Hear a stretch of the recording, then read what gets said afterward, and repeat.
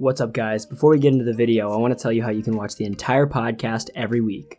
To do this, go to classongrassmedia.com and scroll down to the podcast section of the homepage, where you can click on the Patreon button and become a Hassani for $7.50 a month.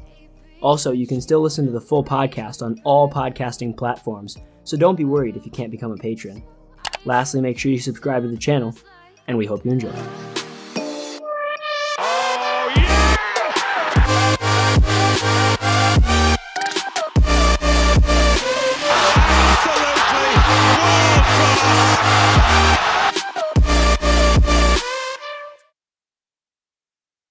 For the fans to know, you're an Arsenal fan, Tough.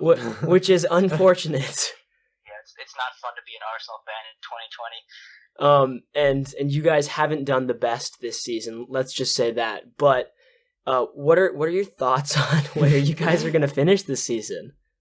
Well, we have to look at reality here. We're in a relegation battle at this point. People would say, "Oh, Arsenal, you're in a relegation battle," as like a joke, but like now it's not a joke anymore. If Brighton won this morning, we would have been 16th. We're 15th. I think we're only like 3 points off the relegation zone. We have to be aiming for that 40-point mark. Completely honest. It's true though. Like the amount that should Arteta leave? Yeah, is it Arteta? I think. Well, you do have to look at him. There's a lot of questionable things that he's done. Like, I don't understand why Willian gets 90 minutes in the game yesterday. I don't understand why he's starting somebody like Nketiah, who hasn't really performed for us that much.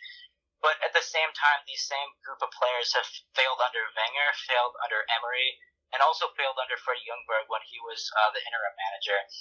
But I do think we probably are going to need somebody else in there, a more experienced manager, like an Allegri or even like a Pochettino. But I just don't know if we have the pull factor right now. That's the thing. I was going to say, what world-class experienced manager wants to walk into your club right now? The one option that I think might be a little bit more realistic would be Rafa Benitez. Yeah, I could see that. I mean, I could see you guys doing all right and scraping maybe 8th or 9th. Well, besides the performances that are just really like under par, it's also like the weird theme is red cards and just reckless actions. Plays. You know, Xhaka choking out one of the Burnley players, or Gabriel having 2 yellow cards in space of like 10 minutes against Southampton, or Ceballos having a really bad tackle that wasn't called as a red, but you know it's borderline red card against Everton. And you have I think 7 red cards this season. I mean, what do you think that's from the manager's mentality, or do you think players are just kind of, trying to do too much maybe?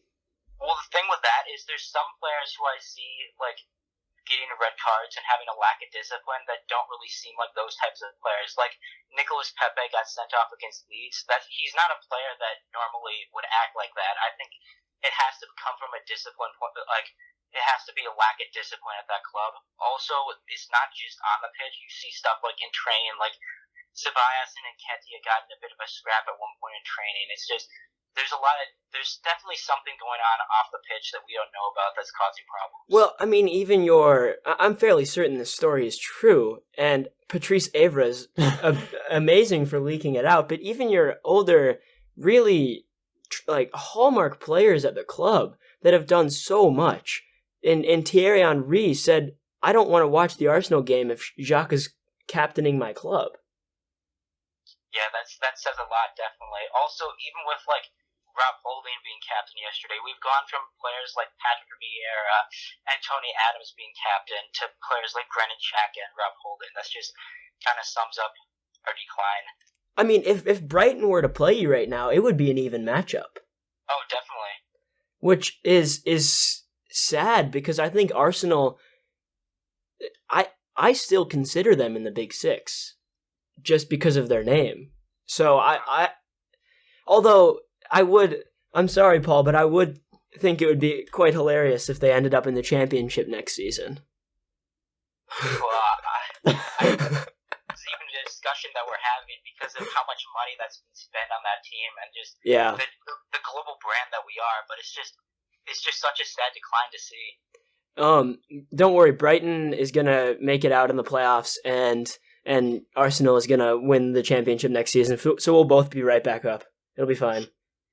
But yeah, I mean that whole brand, they have so much of a following, and AFTV is a great media source. So fantastic. So I'm really hoping that they can get back to where they once were.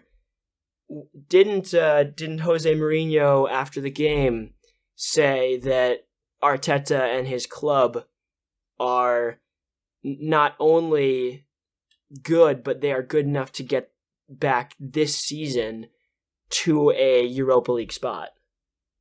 Well, I think if you look at the players we've got, like those players, okay, they may not be good enough to play for Arsenal, but there are not 14 teams in the league that have better players than Arsenal. We have to be, with that group of players, there should be minimum like challenging for the top 6. No, I totally agree. And where did you guys finish last year again? 8th. Like, that's not even acceptable. Yeah, that's not good enough either. But we did win an FA Cup. Yeah, that's true. And, well, you had an unbelievable keeper during that spell, thanks to Neil Mape, but now he's gone to Aston Villa. Martinez. Yeah. But, yeah, I think... What? Leno, to be honest. You like Leno more? I do like Leno more. Leno's more experienced. The thing with Martinez is that we only saw him over like 8 games, and with Leno, there were so many games under Leno where we conceded like over 20 shots a game. I remember early in the season we had like a 2-2 draw with Watford, and Watford had like 23 shots on us, which is just something that should not be happening at Arsenal. Yeah, I agree. Well,